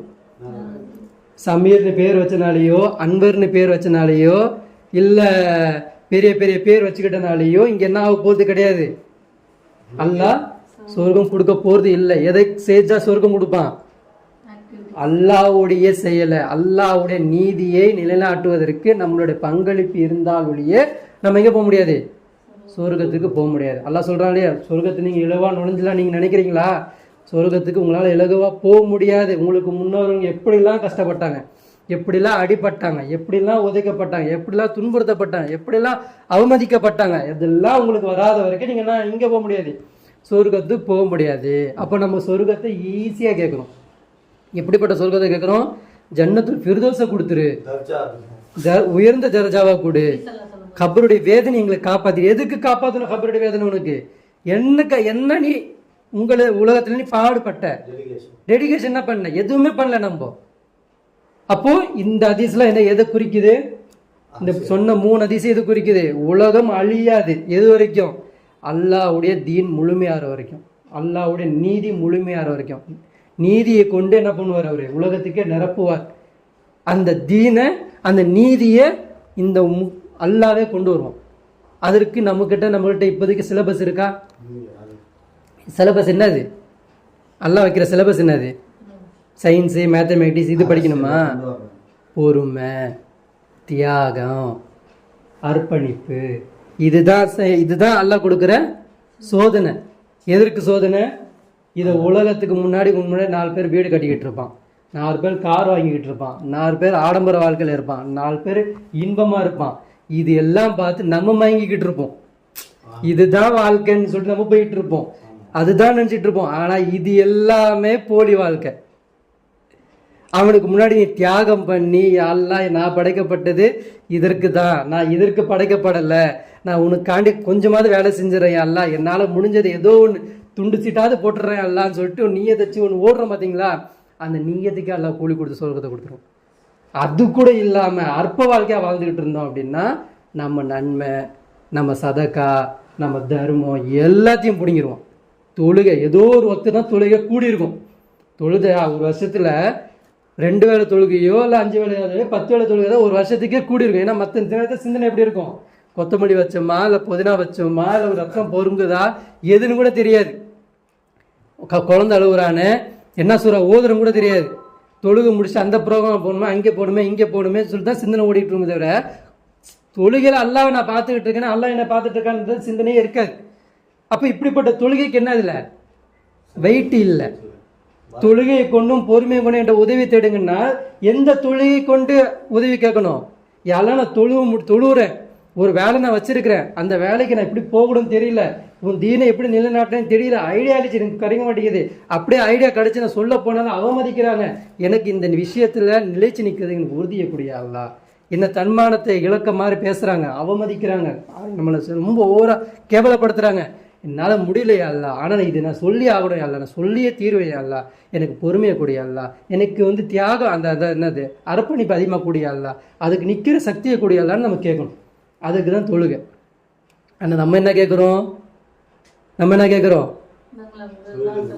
நல்ல மனைவியை கொடு, 4 குழந்தைய கொடு, நல்ல காரை கொடு, நல்ல வீடை கொடு, இதை கொடு, அதை கொடு, ஆரோக்கியமான வாழ்க்கையை கொடு, எல்லாத்தையும் கேட்குறோம். இது எல்லாமே எதுக்கு? அழிஞ்சு போகிற இந்த உலகத்திற்கு கேட்குறோம். அப்போது இந்த 3 சம்பவமும் எதை குறிக்குது? அல்லாஹ்வுடைய தீனை நீ செய்யலை, நீ செய்யாத போது உன்னுடைய சமகாலத்தில் இன்னொருத்தனை வச்சு நான் செய்வேன், அது அல்லாஹ் நான் செஞ்சே காட்டுவேன். அப்போ நீ வந்து என்கிட்ட இது இல்லையல்ல, என்கிட்ட யாராவது சொல்லியிருந்தாலும் நான் செஞ்சுருப்பேன் அல்ல. அப்போ நீங்கள் அவன் உன்ன மாதிரி தான் படைக்கப்பட்டான். அவனுக்கும் அம்மா அப்பா கஷ்டமாக தான் இருந்துச்சு, அவனுக்கும் இப்படி தான் இருந்து வேலை வாய்ப்பு இல்லாமல் இருந்தது. ஆனால் அவன் செஞ்சானே, நீ செய்யலைல்ல. 2 டெமோ வாழ்க்கை எல்லாம் காட்டுவான். அப்போது அல்லாஹ் கிட்ட என்ன பண்ண முடியாது, பேசி ஜெயிக்க முடியாது. அப்போ அல்லாஹ் சொல்கிறான் இன்னொரு வசனத்தில் பாருங்கள், இந்த தாவூத் அலைஹிஸ்ஸலாமுக்கு அல்லாஹ் என்ன பண்ணுறான், கலீஃபான்ற பொறுப்பை கொடுக்குறான். அவங்கள பற்றி எல்லாம் பேசுகிறான். ஒருத்தர் கலீஃபான்ற பொறுப்பில் இருந்தாங்க அப்படின்னா அவங்க என்ன பண்ணணும், அவங்க எப்படி இருக்கணும் அப்படின்றத அல்லாஹ் என்ன பண்ணுறான், அவங்கள பற்றி சொல்லி காமிக்கிறான். 38 26வது வசனம், யா தாவூத் இன்னா ஜால்னா ஹலீஃபா ஃபில் ஆர்த். தாவூதே, உங்களை நான் எப்படி ஆக்கியிருக்கேன், பூமியில் ஹலீஃபாவாக ஆக்கி வச்சிருக்கிறேன். நீங்கள் என்ன பண்ணணும், ஃபஹ்கும் பைனன்னாஸ், மக்களுக்கு மத்தியில் நீங்கள் என்ன பண்ணணும், சத்தியத்தை கொண்டு தீர்ப்பு செய்யணும். மக்களுக்கு மத்தியில் என்ன பண்ணணும், சத்தியத்தை கொண்டு தீர்ப்பு செய்யணும். மனோ இச்சையை பின்பற்றக்கூடாது. என்ன பண்ணக்கூடாது, நீங்கள் மனோ இச்சையை பின்பற்றக்கூடாது. அது உண்மை அல்லாவின் பாதையை விட்டும் வழி கெடுத்து விடும். மன இச்சை ஒருத்தன் பின்பற்றான் அப்படின்னா அது என்ன பண்ணிடுமா, அது அல்லாவின் பாதையை விட்டு உங்களை வழி கெடுத்து விடும். சத்தியம் வேதம் அது உங்களை அல்லாவின் பாதையை விட்டு வழி கெடுத்து விடும் சொல்லிட்டு என்ன பண்ணுறாங்க, அந்த வசனம் முடியுது. இப்போ அல்லாஹ் என்ன சொல்கிறான், கலீஃபாவாக இருந்தனா என்ன பண்ணணும், மக்களுக்கு மத்தியில் சத்தியத்தை கொண்டு நீதியை நிலைநாட்டணும். மனோ இச்சையை பின்பற்றக்கூடாது. அப்படி மனோ இச்சை நீங்கள் பின்பற்றினீங்கன்னா அது என்ன ஆயிரும், உங்களை அல்லாஹ்வின் பாதையை விட்டு வழி கெடுத்துரும். அப்படி தானே இன்னைக்கு இருக்கக்கூடிய இன்னைக்கு இருக்கிறாங்க இல்லையா நாத்திகவாதிகள், இவங்களாம் பேசுகிறாங்க இல்லையா, அரசாங்கம்லாம் பேசுது ஆணும் கல்யாணம் பண்ணுறது கூடும் அப்படின்னு. இவங்க எதை பின்பற்றினாங்க, வேதத்தை பின்பற்றினாங்களா, மனோ இச்சையை பின்பற்றுறாங்களா? மனோ இச்சையை பின்பற்றுறாங்க. என்ன மனோ இச்சை எப்படி பின்பற்றுறாங்க, உன் மனசாட்சி சொல்றது கேளுப்பா. மனசாட்சி எப்பறம் உண்மை பேசும். ஒருத்தனுக்கு 50 லட்ச ரூபா கையில் காசு கொடுத்துறீங்க, போயிட்டு அவனை கொலை பண்ணிடு அப்படின்னு. அப்போ அவன் மனசாட்சி என்ன சொல்லுது, கொலை பண்ண தானே சொல்லிச்சு. அப்போ அந்த மனசாட்சி உண்மையா பொய்யாது, பொய். அப்போ ஒருத்தனை எதுல இருந்துலாம் தடுக்கும் அப்படின்னா அது எது, வேதம் தான். அப்போ சத்தியத்தை கொண்டு நீங்கள் உண்மை மக்களுக்கு மத்தியில் நீதி நிலைநாட்டுங்கன்னா அப்படின்னா என்னது. இப்போ அமெரிக்காக்காரன்கிட்ட வேதம் இல்லையா, அவனும் வேதம் வச்சிருக்கிறான். ஆனால் அந்த வேதத்தை அவன் என்ன பண்ண மாட்டேன்றான், அமல்படுத்த மாட்டேன்றான். அந்த வேதத்தை அவன் அமல்படுத்த வந்துட்டானா எந்த வேதத்துக்கு வந்துடுவான், குர்ஆனுக்கிட்ட வந்துடுவான். புரியுதுங்களா? அப்போ இங்கே இருக்கக்கூடிய மக்களுக்கு மத்தியில் எல்லாருமே எப்படி இருக்கிறாங்க, மனோ இச்சையை பின்பற்றக்கூடியவர்களாக இருக்கிறாங்க. மனோ இச்சையை பின்பற்றனால நம்ம எங்கே இருக்கிறோம், இபாதத்தில் சுற்றிக்கிட்டு இருக்கோம். அரசியல் நமக்கும் அதுக்கும் சம்மந்தமே இல்லைன்ற மாதிரி சுற்றிக்கிட்டு இருக்கோம். அப்போ அல்லாஹ் இதை மறைச்சிட்டான், வேணும்னு அல்லாஹ் மறைச்சிட்டான். அல்லாஹ் வந்து அந்த சீக்வன்ஸ் இருக்கு இல்லைங்களா, இந்த சூரா இக்ரா பிஸ்மி ரபிக்கலா, அந்த சீக்வன்ஸே அல்லாஹ் முறைப்படி அப்படியே வச்சிருந்தான் அப்படின்னா அந்த முறைப்படி பார்த்துட்டு போனாலே நமக்கு என்ன ஆயிரும், இதுக்கு இந்த டைம்ல என்ன நடந்துச்சுன்னு பார்த்தாலே நமக்கு என்ன ஆயிரும், தெரிஞ்சிரும். அப்போ அல்லாஹ் என்ன பண்ணா, முன்னாடி இறங்கின சூறாவை, ஃபர்ஸ்ட் இறங்கின சூறாவை 96வது இடத்துல கொண்டு வச்சிட்டான். பக்ரா சூறா கொண்டு போய் ஃபர்ஸ்ட்ல வச்சிட்டான். பாத்தியா சூறா நடுவில் தான் இறங்கிச்சு, அதை கொண்டு போய் ஃபர்ஸ்ட்ல வச்சிட்டான். இப்போ எல்லா சீக்வன்ஸையும் மாத்திட்டான்ல. ஏன், உனக்கு எக்ஸாமு ஈஸியாக இருக்கக்கூடாது. அதுவும் எக்ஸாம் எப்படி இருக்கும், இதுதான் பண்ணணும் சொல்ல மாட்டேன், ஆனால் நீ பண்ணணும். இதுதான் நீ செய்யணுன்றதை நான் என்ன பண்ண மாட்டேன், சொல்ல மாட்டேன், அது நீ செய்யணும். இன்னொன்று என்னது, ஈஸியாக ரசூலுல்லாஹ் அதாவது ஆதம் நபி காலத்திலேருந்து ஈசா அலைஹிஸ்ஸலாம் வரைக்கும் ஒரு கலீஃபா ஏற்படுத்த முடியல. அது அவ்வளோ எத்தனை வருஷம் ஆயிடுச்சு அல்லாவுக்கு. அல்லாவுக்கு நினச்சா இன்னும் என்னது குன் அப்படின்னு சொன்னால் என்ன ஆயிரும், அது ஆயிரும்.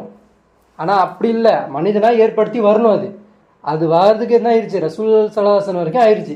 அப்படி ஏற்படுத்தியதை அல்லாஹ் எவ்வளோ சீக்கிரத்தில் அழிச்சான். அதை எவ்வளோ சீக்கிரத்தில் அழிச்சான், கட்ட கட்ட கட்ட கட்ட கட்டன்னு 30 வருஷத்தில் அதை அழிச்சிட்டான். இது இருந்தால் இவங்க ஃபாலோ இப்படியே இருந்துருவாங்க. இப்படியே தொழுகை நோம்பு ஜக்காத்துன்னு இப்படியே பண்ணிட்டு இப்படியே வந்துடுவாங்க. இவங்களுக்கு இப்படி எக்ஸாம் கொடுக்கக்கூடாது, கொஞ்சம் டிஃபிகல்ட்டாக கொடுக்கணும்னு சொல்லிட்டு எல்லாம் என்ன பண்ணான், 30 வருஷத்தில் அதையும் அழிச்சிட்டான். குரானில் எங்கே படித்தாலும் அரசியல் இருக்குன்னே தெரியாது. குரானில் எங்கே படித்தாலும் அரசியல் தான் நீங்கள் பண்ணணுன்றது இருக்காது. ஆனால் நீங்கள் அரசியல் தான் பண்ணணும். ஒரே ஒரு உதாரணம் சொல்கிறேன், அது தெரிஞ்சாலே உங்களுக்கு என்ன ஆயிரும், புரிஞ்சு போயிடும்.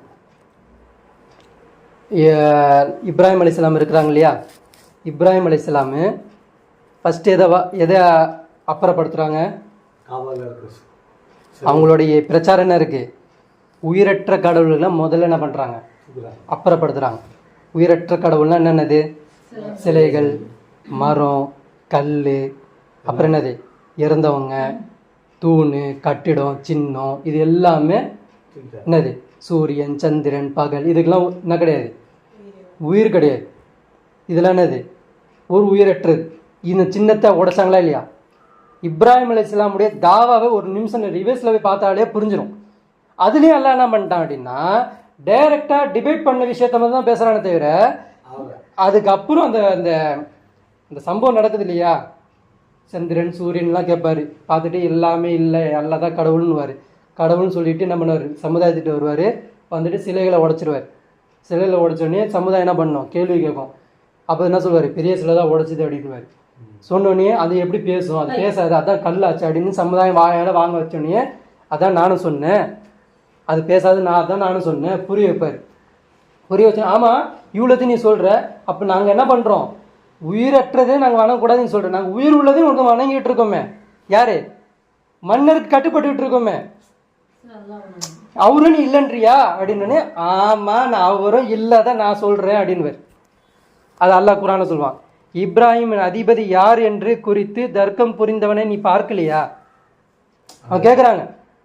அப்போ அந்த அதிபதியும் நீ இல்லைன்றியா, மன்னரும் நீ இல்லைன்றியா அப்படின்னு சொல்லும்போது, ஆமாம் அவனும் தான், அவனையும் சேர்த்து தான் சொல்கிறேன், அவனும் இல்லை, இவ எல்லாத்தையும் அவனுக்கும் படைத்து அவனுக்கும் உடலை கூட சாப்பாடு கூட ஜீரணம் செஞ்சுட்டு இருக்கான அவன் தான் அல்லான்னு சொல்லும்போது தான் அவனை கொண்டு வந்து எங்கே நிற்க வைக்கிறாங்க? மன்னருக்கு சபையில் நிற்க வைக்கிறாங்க. மன்னர் சபையில் நிற்கிறார் இல்லையா? அப்போ அதுக்கு முன்னாடி நடந்த டிபேட் என்னது? அது அல்லாஹ் சொல்லலை. டைரெக்டாக இந்த ஸ்டோரியை சொல்கிறான். எந்த ஸ்டோரி சொல்கிறான்? எவன் வாழ்வையும் மரணத்தையும் அழிக்கிறானோ அவன் தான் நீ என்ன அதிபதி அப்படின்னு சொல்லிட்டு இப்ராஹிம் சொல்லுவான். யார்ப்பா அவன் அதிபதினு கேட்பான். மன்னர் என்ன கேட்குறான்? யார் அதிபதி, யார் சொல்லு அப்படின்வான். அப்போ அவன் சொல்லுவான், அவன் இப்ராஹிம் சொல்கிறாங்க, எவன் வாழ்வையும் மரணத்தையும் அழிக்கிறானோ அவன் தான் என் அதிபதி சொல்லும்போது, அப்போ அவன் தான் சொல்லுவான், 2 கைதிகளை கூட்டு வந்துட்டு ஒருத்தனை விடுதலை செய்வான், ஒருத்தனை தண்டிச்சிருவான், கொலை அதாவது கத்தம் பண்ணிடுவான். இப்போ நானும் வாழ்வையும் கொடுத்தேன் மரணத்தையும் கொடுத்தேன், அப்போ நான் இல்லையா அதிபதி அப்படின்னு. இப்போ இதுதான் உலகத்துக்கு எக்ஸாம்பிள். இதுக்கு தான் சொல்கிறான். இப்ராஹிம் நபி எப்படி இருந்தார்? ஒரு உம்மத்தா செயல்பட்டார். அவர் வச்ச வாதம் அதுதான். இன்னி வரைக்கும் இந்த வாதத்துக்கு டிபேட் யாருமே பண்ண முடியாது. என்ன சொன்னார்? அப்படியா, சரி ஓகே, அல்லாஹ் கிழக்குலேருந்து சூரியனை உதிக்கிறான், முடிஞ்சா நீ மேற்குலேருந்து உதிக்க வை அப்படின்னு. மன்னர் என்ன ஆயிடுவான்? திகச்சு போயிடுவான். இன்னைக்கு சொல்கிறாங்க இல்லையா, அல்லாவுக்கு அதிகாரம் இல்லை உலகத்தில் அப்படின்றாங்களா? நீங்கள் எல்லாருமே வாங்க, யூரோப் கண்ட்ரி எல்லாமே வாங்க, அமெரிக்கா வாங்க, எல்லாருமே வாங்க, ஜின் இனத்தை எல்லாத்தையும் கொண்டு வந்துடுங்க, சூரியனை மேற்குலேருந்து உதிக்க வைங்க. உதிக்க வச்சிட்டிங்களா உங்கள் சொல் பேச்சு கேட்குறோம். நீங்கள் வட்டி எவ்வளோ வேணாலும் பெருக்குங்க, நீ என்ன வேணாலும் பண்ணுங்க, விபச்சாரத்தை பெருக்கிக்கோங்க, ஆணானு கல்யாணம் பண்ணுறது ஓகே சொல்லுங்கள், எல்லாத்தையும் நாங்கள் கட்டுப்படுறோம். பண்ண முடியுமா? செய்ய முடியுமா? இவங்களால ஒரு வருஷத்தில் ஒதாவது பண்ண முடியுமா? எதுவுமே பண்ண முடியாது. அப்போ எவ்வளோ பெரிய விளக்கத்தை இப்ராஹிம் நபி அன்னைக்கே சொல்லிட்டு போயிட்டாங்க. அப்போ என்ன சொல்கிறாங்க? இங்கே வாழ்கிறதுக்கு இங்கே எல்லாத்துக்குமே அதிகாரம்னு ஒன்று இருந்தால் அது யாருக்கு? அல்லாவுக்கு தான் அது அப்படின்றத இப்ராஹிம் நபி அன்னைக்கே உதாரணம் காட்டி சொல்லிட்டு போயிட்டாங்க. ஆனால் இன்னைக்கு என்ன பண்ணிட்டு இருக்கோம்? முஸ்லீம் சமுதாயம் அதிகாரம் யார்கிட்ட கொடுத்து வச்சிருக்கிறோம்? போலியான யூதன் கிட்ட போய் கொண்டு போய் என்ன பண்ணிருக்கிறோம்? கொடுத்துருக்குறோம். அவன் என்ன பண்ணிக்கிட்டு இருக்கான்? தாவூத் நபிக்கு அல்லாஹ் எதை நீ ஃபாலோ பண்ணாத சொன்னான், மனோ இச்சை நீ என்ன பண்ணிடாத, ஒரு காலமும் ஃபாலோ பண்ணிடாத. மனோ இச்சை என்ன பண்ணும்? தன் குடும்பத்தை பாதுகாக்க சொல்லும், பிள்ளைய பாதுகாக்க சொல்லும், புள்ள தப்பு செஞ்சு மறைக்க சொல்லும். இதெல்லாம் மனோ இச்சை. இது எல்லாம் நீ பண்ணாத. சட்டத்தை கொண்டு என்ன பண்ணு, இந்த வேதத்தை கொண்டு என்ன பண்ணு, உண்மை நிலைநாட்டுன்னு சொன்னான் இல்லையா? அப்போ தாவூத் நபி என்ன பண்ணாங்க? வேதத்தை நிலைநாட்டினாங்களா? இன்னைக்கு இருக்கிற ஒவ்வொரு சமுதாயத்திலும் வேதம் இருக்கு. கிறிஸ்தவன்ட்ட வேதம் இல்லையா? யூதன்ட்ட வேதம் இல்லையா? அதே மாதிரி இந்த தாவூத் அந்த சமுதாயத்த வேதம் இல்லையா? முஸ்லீம் சமுதாயத்தை வேதம் இல்லையா? அது 3-4 சமுதாயமும் வேதத்தை வச்சுக்கிட்டு வேதத்தை மறைக்குது, மனோ இச்சையை ஃபாலோ பண்ணுது. மனோ இச்சை தான் எல்லாத்தையும் சொல்லும். நாடை பிரிச்சுக்க சொல்லும், பாஸ்போர்ட்டை வச்சுக்க சொல்லும், ஏன் நாடு பெருசுன்னு சொல்ல வைக்கும், ஊமக்கள் சார்ந்தவங்க ஊமக்கள் சின்னவங்க இப்படி சொல்ல வைக்கும், அதிகாரத்தில் எங்களுக்கு தான் பங்கு இருக்குன்னு சொல்லும். எதுவுமே எல்லாமே எது சொல்லும்? மனோ இச்சை பேசு. இன்னைக்கு சமுதாயம் எதை ஃபாலோ பண்ணிக்கிட்டு இருக்கு? மனோ இச்சையை ஃபாலோ பண்ணுது. மனோ இச்சை ஃபாலோ பண்ணவன் யாரு? ஷைத்தான். அந்த அடிச்சுட போகாதீங்கன்னா அல்லாஹ் நமக்கு சொல்றானா இல்லையா? இப்போ இந்த ரீதியில் நீங்கள் இப்போ குரானை சிந்திச்சு பாருங்க. இப்போ அல்லாஹ் சொல்லுவான். இப்போ அல்லாஹ் கேட்குறான், இவங்கள்ட்ட போய் கேளுங்க. யார்கிட்ட போய் கேட்க சொல்கிறான்னா, யூதன்ட்ட போய் கேட்க சொல்லல, கிறிஸ்தவன்ட்ட போய் கேட்க சொல்லல. அல்லாஹ் நம்மளை பார்த்து டேரெக்டாக கேட்குறான், இவங்கள்ட்ட போய் கேளுங்க, வானம் பூமி யாருக்கு சொந்தம்னு இவங்கள்ட்ட கேளுங்க அப்படின்னு. இப்போ நம்ம யாரை சொல்கிறோம்? நம்ம அல்லாஹ்க்கு சொல்கிறோம். அதே மாதிரி அல்லாஹ் கேட்குறான், உன்னையும் பார்த்து கேட்குறான், பூமியில் உள்ளவர்களும் பூமியும் யாருக்கு சொந்தம் கேளுங்க அப்படின்றோம். அப்போ அவங்க சொல்லுவாங்க, நிச்சயமாக அவை அனைத்தும் அல்லாஹ்வுக்கே குறியது. அப்போ அல்லாஹ் கேட்குறான், ஏன் நீங்கள் உணர்ந்து கொள்ள மாட்டேன்றீங்க? யாரை பார்த்து கேட்குறான்? இது நம்மளை பார்த்து அல்லாஹ் கேட்குறான், பூமியும் பூமி உள்ளவதும் யாருக்கு சொந்தம் நம்மள்கிட்ட கேட்குறான். நம்ம என்ன சொல்கிறோம்? அல்லாஹ்வுக்குன்னு சொல்கிறோம். அப்போ ஏன் நீங்கள் உணர மாட்டேன்றீங்கன்றான். எதை உணரணும்? எதை உணரணும்? அப்போ நான் இல்லையே அவங்க அதிகாரத்தில், உன் வாழ்க்கையில் நான் இல்லை, உன் குடும்பத்தில் நான் இல்லை, உன் போக்குவரத்தில் நான் இல்லை, உன்னுடைய வியாபாரத்தில் நான் இல்லை, உன் அரசாங்கத்தில் நான் இல்லை, உன் குடும்பத்தில் நான் இல்லை, எதுலையுமே நான் இல்லையே, தண்டனையில் நான் இல்லை, எங்குமே இல்லையே. அப்போ ஏன் அதை உணர மாட்டேன்றன்றான். அதே மாதிரி கேட்குறான், 7 வானங்களுக்கும் உரியவன் உரிமையாளன் யாருன்னு கேளுங்க, மேலும் அரிசிக்கு சொந்தக்காரன் யாருன்னு என்று அவங்கள்ட்ட கேளுங்க. என்ன சொல்லுது நம்ம வாய்? அல்லான்னு சொல்ல. அதற்கு அல்லாதான் என்று அவர்கள் பதில் தருவார்கள். யாரா? நம்ம சொல்கிறோம், நம்மளை பார்த்து சொல்கிறோம். அதற்கு அவங்க சொல்லுவாங்க பதில், அல்லாதான் என்று அவர்கள் பதில் தருவார். பிறகு ஏன் பயப்பட மாட்டேன்றீங்க? பிறகு ஏன்பா நீ பயப்பட மாட்டேன்ற? எதுக்குப்பா நீ வியாபாரத்துக்கு ஓடிக்கிட்டு இருக்க? எதுக்குப்பா நீ பொருளாதாரத்துக்கு ஓடிக்கிட்டு இருக்க? எதுக்குப்பா உலகத்தை பற்றி சிந்திச்சுக்கிட்டு இருக்க? பயப்படவே மாட்டேன்றீங்க. மரணம் என்கிட்ட தான் வரப்போகுது. அரிசிக்கு சொந்தக்காரன் யாரு கேட்டா நான் தான் சொல்கிறேன், வானத்துக்கு சொந்தக்காரன் யாரு கேட்டா நான் தான் சொல்கிறேன், பூமிக்கு சொந்தக்காரன் யாருன்னு கேட்டா நான் தான் சொல்கிறேன், உனக்கு சொந்தக்காரன் யாருன்னு கேட்டானே நான் என்ன தான் சொல்கிறேன். அப்புறம் ஏன் பயப்பட மாட்டேன்ற? எதுக்கு பயப்படணும்? எதுக்கு பயப்படணும்? அந்த காரியம் செய்யலைல்ல, அதுக்கு தான் பயப்பட சொல்கிறான். சொந்தக்காரன் சொல்கிற, உரிமையாளன்னு சொல்கிற, அப்போ எனக்கு கொடுக்குங்களேன், எனக்கு உரிமையை கொடுங்களேன்றான், என்னுடைய தகுதி எனக்கு கொடுங்களேன்றான். அப்போ தகுதியை கொடுக்காதவங்க யார் இருக்காங்க இங்கே? அப்போ அந்த வேதத்தை மறைக்கக்கூடியவங்க யார் இருக்கிறாங்க? நாம தான். தகுதி கொடுக்காதவன், அல்லாவுக்கு அல்லாவுடைய தகுதி கொடுக்காத நபர் யாரு? நம்ம தான். நம்ம தான் போலியா அல்லாஹ் அக்பர் சொல்கிறோம், அல்லாஹ் மிகப்பெரியவன்னு பாங்கில் சொல்கிறோம், சட்டசபையில் சொல்லலை.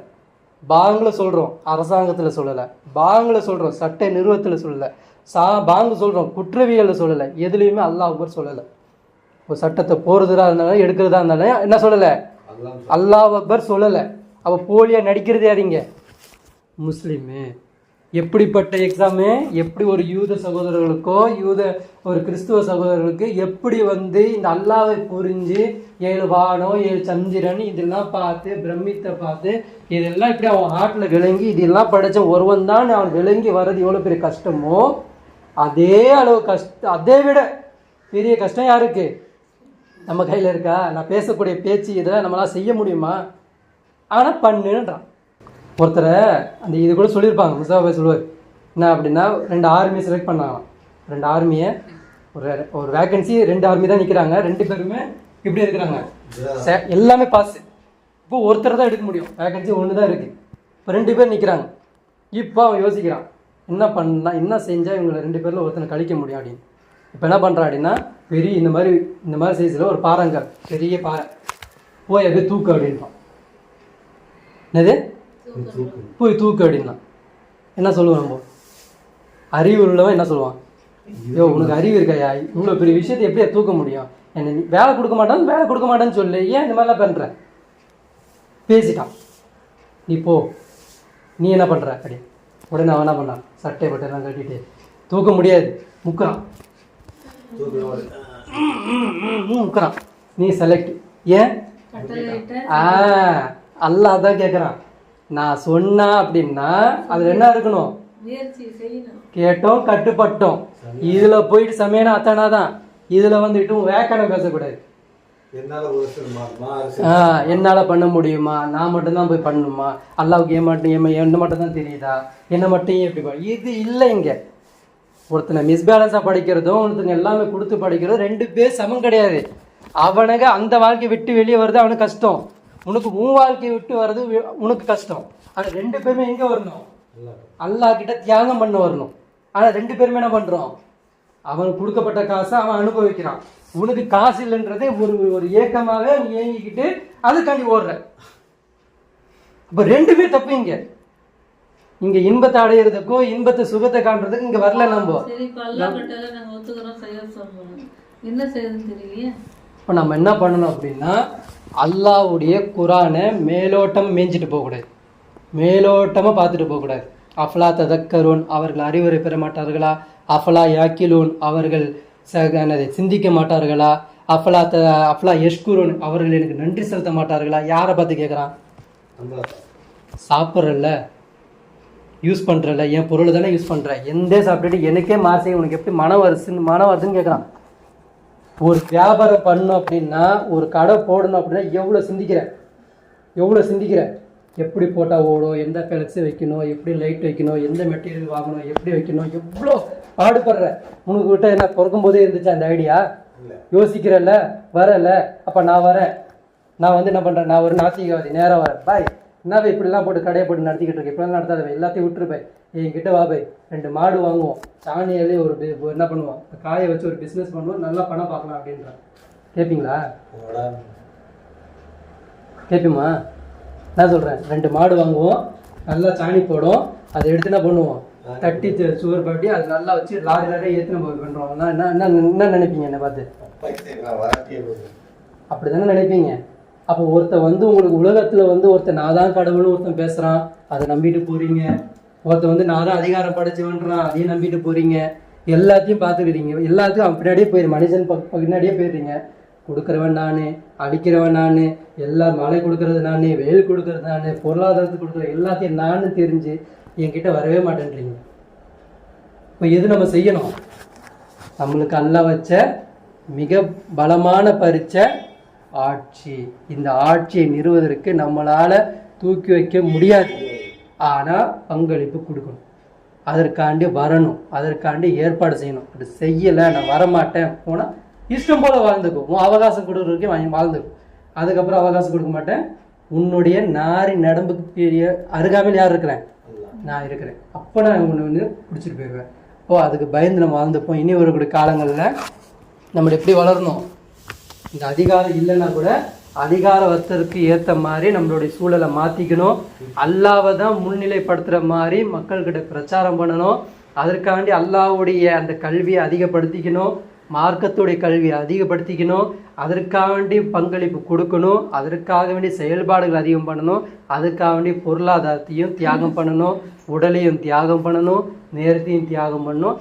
இது எல்லாம் பண்ணாதான் அல்லாஹ் அந்த சொர்க்கத்தை கொடுப்பான்.